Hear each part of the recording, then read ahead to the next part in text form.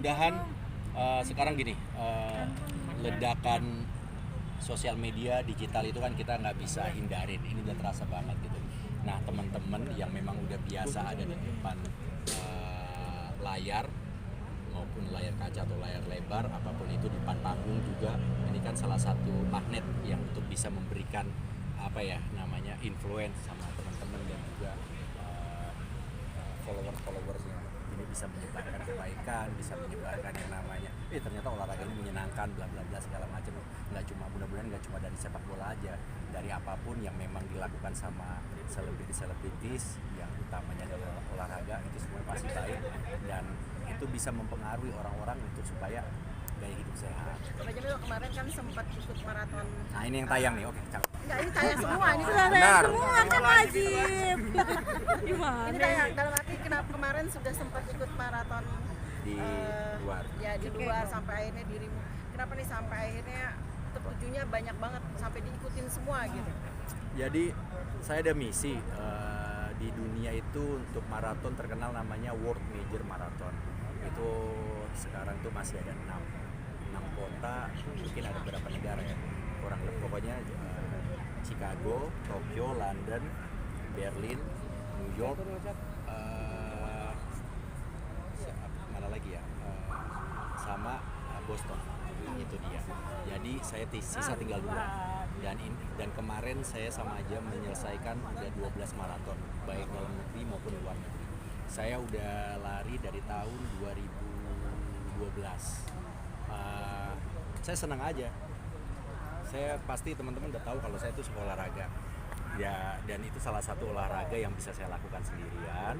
Terus tanpa ketergantungan teman, tanpa ketergantungan lapangan, biaya lapangan mahal.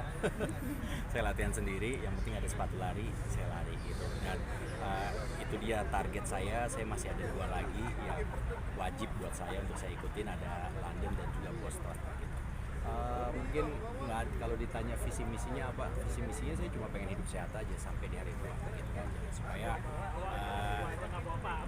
kita pengen lah hari tua kita tuh tetap sehat gitu. Saya yakin semua teman-teman pengen banget hidup sehat sampai hari tua. Tapi kalau kita nggak lakuin dari sekarang atau kita nggak jaga kesehatan dari sekarang, bullshit alias percuma gitu. Boleh kerja, boleh nyari uang, tapi ingat juga kesehatan. 2 negara yang akan dituju ini kapan pelaksanaannya, dan lu sendiri harus siap mental juga kan, karena Betul. Chicago Baru kemarin. baru kemarin. Tahun ini berarti saya udah 2 ikut World Major Marathon, Tokyo dan juga Chicago. Tahun depan akan ikut London. Kalau untuk Bostonnya kayaknya dia mepet dengan London. Kayaknya nggak mungkin saya langsungin dengan London. Kayaknya mungkin tahun 2005-nya. Sampai akhirnya takut gak sih dengan maraton itu kan pasti banyak resikonya gitu loh.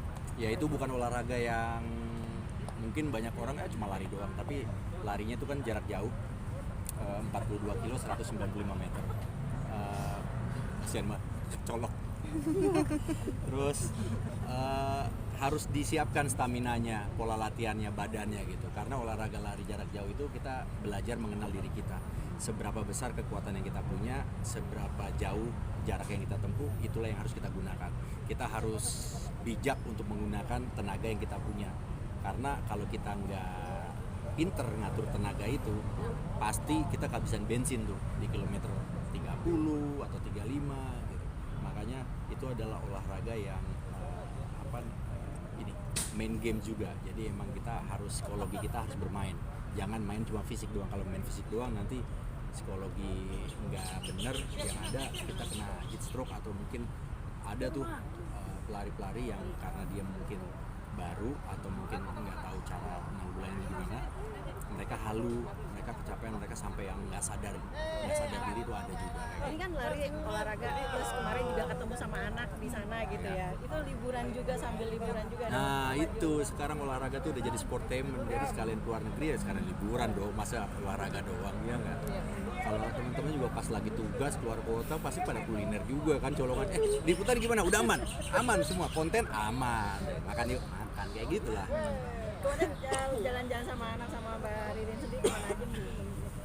Kemarin tuh kita emang rencana dari Jakarta udah pasti ngunjungin Jasmine, dia lagi kuliah di San Francisco, terus kebetulan memang satu negara, jadi dari Chicago meskipun jauh, kita sempat mampir ke New York dulu.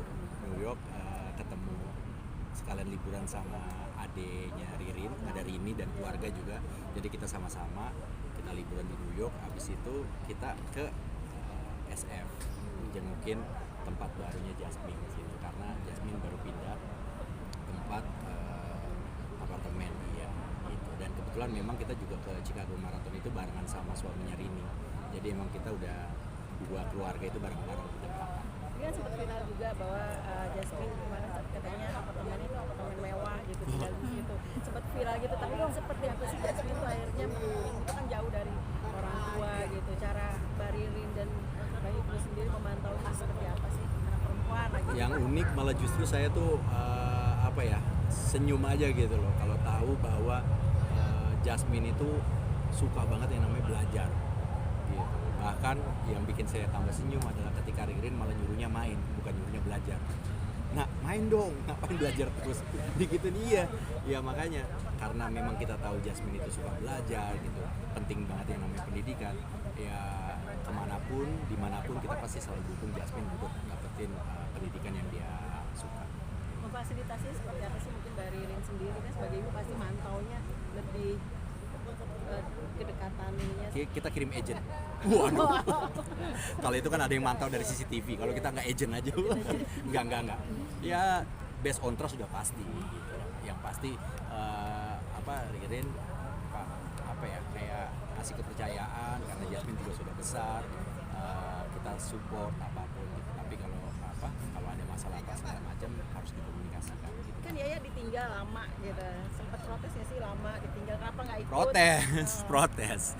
Tapi kita punya alasan karena Yaya tuh masih sekolah gitu. Yaya masih sekolah, kita nggak ajak karena takutnya nanti dia kan baru sekolah ya, terus ketinggalan pelajaran apa segala macam, repot aja gitu. Biar dulu Yaya dengan lingkungan barunya, dengan sekolahnya, biar dia lebih mantep gitu loh, adaptasi dengan lingkungan sekolahnya baru nanti. Dan kalau pas lagi liburan sekolah aja baru kita lari.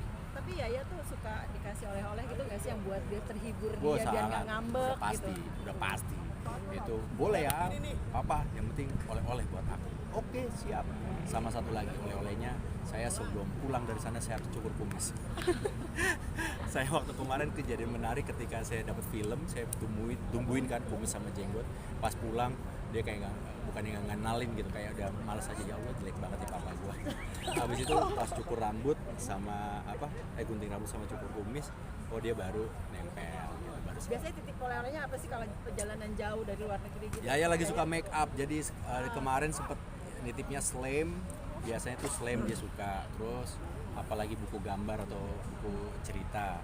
Nah sekarang dia lebih suka make up, gitu. Make up buat anak-anak dia lebih suka itu, karena mungkin mamanya kalau kerja kan ada make up gitu, dan dia ngeliatin mamanya dia suka.